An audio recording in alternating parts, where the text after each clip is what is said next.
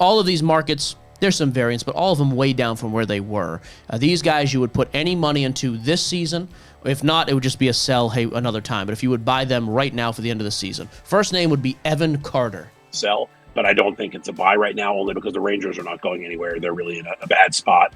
And unless they can get DeGrom back, get some of these other guys back, Scherzer, pitchers like Scherzer, and all of a sudden they go on a huge run, I just don't see them having the impact that they had last year when they won the World Series. Next name for me, Corbin Carroll. Man, Corbin Carroll's tough. I mean, that guy was the one of the darlings last year, and I know a lot of people who sunk a lot of money into him, and he's not having a good year. Same team situation as Lawler with the Diamondbacks. However, his prices have come down a lot. I don't know way down. If you're talking strictly flipping now to October, I wouldn't be a buyer. If you're talking about his prices are way down, and you're maybe looking to hold for 18 months and see what happens next year, I might be a buyer because I think this kid's extremely talented. And I think long term he's going to be just fine. But if you're just talking about a July to October flip, I'm not sure I would be a buyer there. Okay, let me go to a couple guys on winning teams, and I'll finish up. So J-Rod, obviously Seattle having a great season. J-Rod super struggling again like he did the first half of last year. Where are you at on him? I'd be a buy. I love J-Rod. I've been a huge fan of his since he hit the league.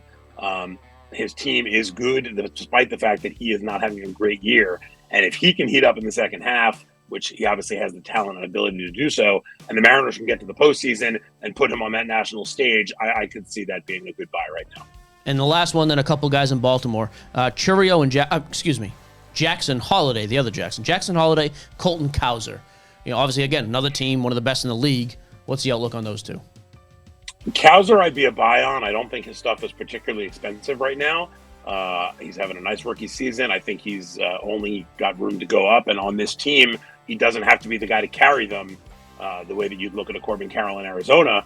So I think Cowser is a guy who I like a lot. I would say buy. Holiday's tough because we don't know when he's going to be back in the big leagues, what kind of impact he's going to have when he gets there. He doesn't have to carry the team, that's for sure.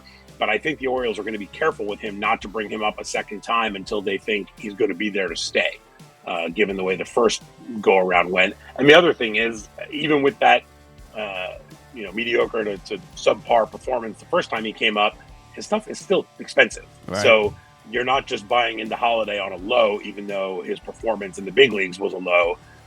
So between those two, I like Cowser better as a buy. Good deal.